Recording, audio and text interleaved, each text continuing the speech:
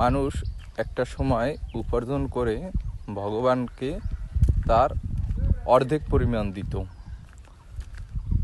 কিছু বছর যাওয়ার পরে একটা সরল রেখা টানা হইতো, যা উপার্জন করত তা উপরের দিকে দিত।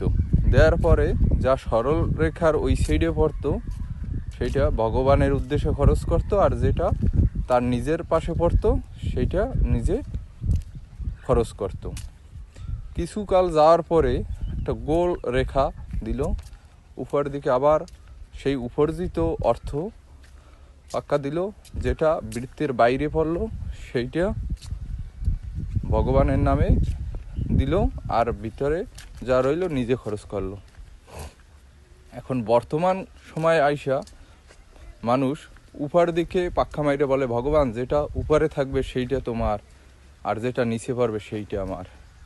আসলে এভাবে ভগবান সেবা হয় না। ভগবান সেবা করতে গেলে মন প্রাণ একাগ্রতা লাগবে। সবাই বলো রাধে রাধে।